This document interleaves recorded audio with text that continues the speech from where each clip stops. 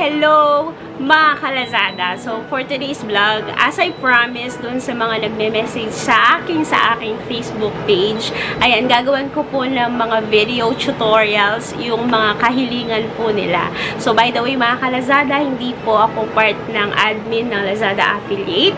So, yan, yung mga i-share ko po sa inyo or yung mga sinishare ko po sa aking mga subscribers is base po yun doon sa mga na-assist ko na po doon sa Facebook page. And then, base rin sa aking sariling experience as affiliate. So, yun po mga ka-Lazada, lilinawin ko po ulit sa inyo, hindi po ako expert at hindi po ako part ng Lazada Affiliate team admin. So, yun mga ka-Lazada ha. So, yan. Pag-usapan po natin in this video yung mga maraming clicks tapos mga wala naman silang mga orders. So, yan mga ka-Lazada. So, number 1, itutuloy-tuloy ko na po para hindi po masayang yung inyong panonood. So, number 1 po dyan is, syempre, tayong mga affiliate, nababayaran po talaga tayo dun sa mga orders. So, yan mga ka-Lazada, hindi po tayo nababayaran sa click. Okay? So, binabayaran tayo or nagkakaroon tayo ng commission sa mga orders natin, hindi sa clicks. So, yan. Usually kasi, marami tayong clicks, pero wala naman tayong pumapasok na order. So, yan usually yung mga tinatanong po sa akin. Possible naman po talaga yun. Kahit sa akin, marami po akong clicks, pero there are times talaga na ang dami-dami kong clicks, umaabot yan ng 1,000. So, yan. Pero yung orders ko, hindi siya 1,000. Usually, 24 lang, 20 lang. So, possible po yan at nangyayari po talaga yan. There are times glitch ng system, pero hindi po yun lagi nangyayari at agad-agad naman yun naayos ni Lazada. So, yan. So, number 1, yung mga clickbait. Hindi ko po nila lahat, pero usually nagkakaroon talaga ng maraming clicks sa mga clickbaits. So, pero napaka-dangerous po ng mga clickbaits. Okay? For example, ng mga clickbaits, yung mga misleading po yung mga caption nila, hindi naman connected dun sa picture, yung pinost nilang mga product. Now, para magkaroon ng maraming click yung mga affiliate link nila, by the way, mga ka-Lazada, make sure din po na converted yung mga link nyo. Okay? At ang palatandaan nating affiliate na converted na po yung mga link natin, ito affiliate link, meron na po siyang CC sa dulo. So, yan mga ka-Lazada. So, yun, clickbaits. Ayan. Usually, yung iba, gumagamit sila ng mga nude photos. Ayan. Tapos, misleading din yung mga pictures nila. Tapos, pag kinlik mo yung affiliate link nila, iba naman yung product na nandun. Okay? So, ang danger po ng mga clickbaits, napakarami po nilang clicks, pero hindi na po sila pinagkakatiwalaan ng mga tao. Let's say, for example, ako nag-post ako sa Facebook page ko ng aking product, pero misleading naman yung caption ko. Ayan, ibig sabihin, hindi makatotohanan. Pag kinlik nila yung link ko, iba naman yung product. So, ang danger nun, syempre, mawawala na yung tiwala sa'yo ng mga nagkiklik ng link mo. Okay? Instead, na ikiklik nila sa susunod, hindi na. Kasi, misleading nga yung mga pinupost mo. So, hindi ko po ina-advise yung mga clickbaits. Okay? So, by the way, ituturo ko sa inyo yung tamang way ng pag-click. Hindi po ako expert, pero usually kasi, ganun yung mga ginagawa ko. Sinusunod ko yung mga techniques na natututunan ko dun sa mga napakaraming mga affiliate na sobrang nagsasucceed sila. Kahit hindi sila, nakakagather sila ng maraming orders. So, yan. So, and then, sometimes, glitch ng system, clickbait.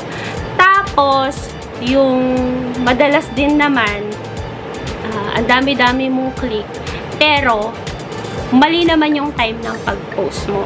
By the way, mga ka-Lazada, yung affiliate link po natin, once na converted na po yan into affiliate link, hindi na po yan nag-expire.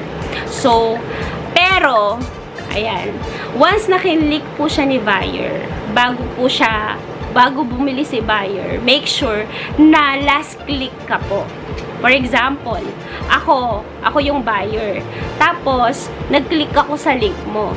Tapos, 7 days na active sa akin yung link mo. Okay? Ibig sabihin, meron akong 7 days para bumili ako.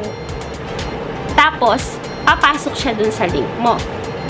Okay? Dapat sa 7 days na yon makabili ako at dapat last click kita. O, for example, ako yung buyer. Tapos, nag-click ako sa link mo today. Ngayon, bibili ako tomorrow. Yan, hindi pa siya 7 days. Pero, nag-click na ako sa iba. Ibig sabihin nun, hindi na ikaw yung last click ko. Okay? So, make sure din na tama yung oras ng pag-post mo. Today kasi, yan, meron na po tayong voucher sa Lazada. Kaya usually yung mga tao bumibili sila tuwing 12 o'clock tapos 6 p.m. Dahil nga dun sa bagong voucher nila ni Lazada na araw-araw. Usually kasi kapag hindi sale, meron lang time na bumibili yung mga tao.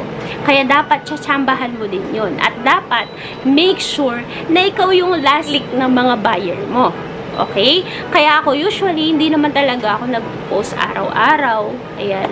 Kaya ang ginagawa ko, kahit wala or kahit na hindi ako ganun karami, ayan. Ang ginagawa ko is tinatimingan ko yung pag-post ko. Let's say, for example, mag-aalas 12 na. So, dun ako hahanap ng mga perfect deal na pwede kong i-offer dun sa mga buyer. Okay? Something interesting. So, ako kasi, dahil namimili ako sa Lazada at nagbabuy and sell ako, usually, yung mga product reviews ko, ipinopost ko po sila before 12 o'clock. At kahit hindi ako daily nagpo-post, ayan, mini-make sure ko na sa buong week meron akong na-i-post 2 to 3, or kapag meron akong time, usually once a day, twice a day, ayan. Kasi dito sa pagiging affiliate, dapat consistent ka. Okay? Kasi hindi araw-araw meron mag-click. Ayan, given na yan. Hindi rin araw-araw malakas yung benta mo. Pero, kapag hindi ka tumigil at consistent ka sa pag-post, darating yung time, magugulat ka na lang, ang dami mong click, tapos ang dami mo din orders. So, yun mga ka-Lazada. So, ganun po yung gawin nyo. Timingan nyo po sila. Tapos, wag ka lang basta-basta nag-post ng mga deals. Dapat, so, yun mga ka-Lazada, make sure po talaga na ikaw mismo sa sarili mo is, alam mo na, interested ka din doon sa product na pinopost mo. Kasi hindi naman talaga ito paramihan ng clicks. Yes, of course, malaki yung possibility na maraming bumili sa link mo kapag marami kang clicks. Pero, malaki din yung possibility na marami kang mag-gather na orders dahil sa orders tayo nakakakuha ng commission kapag interested talaga yung mga tao. And make sure din na naka-timing talaga yung oras mo ng pagpo-post. Pero kapag sale, yan, doon ka talaga usually, kapag sale, kahit na anong oras bumibili yung mga tao, yun, doon ka magmaraming post. Pero kapag mga regular days lang, timing yung pagpo-post. Ako personally, hindi naman talaga ganun karami yung mga no-orders ko. Pero thankful ako kasi hindi dumadating sa akin yung nazi-zero ako. Zero kapag talaga Sunday, Saturday, di talaga ako nagpo-post. Kaya zero ako usually sa mga ganong days. Pero, madalang lang yon. Meron at meron pumapasok sa akin. Kasi tinatimingan ko yung pag-post ko. And then talagang naghahanap ako ng mga perfect deal. So, yun mga ka-Lazada. Yun po yung sagot dun sa mga tanong nyo. And minsan din, yung iba, marami silang clicks, tapos akala nila marami silang orders. Ayan, yung iba kasi, wala silang orders, kasi rejected. Tignan nyo naman po yun sa Lazada, AdSense, lazada.com.ph. Doon nyo po i-check, kasi nandun talaga yung mga accurate na, yung pinaka-accurate na dashboard natin. Doon nyo po ma-check kung invalid po yung orders o canceled siya. Doon nyo po malalaman kung bakit minsan nawawala yung mga orders natin. So, I hope nakatulong po ako sa inyo. I hope nasagot ko po yung mga ibang questions na nag-gather ko sa Facebook page ko. I hope, ayan, meron po kayong natutunan. So, that's it for today's video. Kung meron po kayong mga video request, i-comment nyo po yun sa baba. Or, pwede po kayo mag-reach out sa aking Facebook page. Sumasagot po ako doon, mga ka-Lazada. Pero, ayan, syempre, hindi lahat nasasagot ko po on time. Basta, binabalikan ko po yung mga ka-Lazada po natin na merong question. So, that's it for today's video. Have a great day. Bye!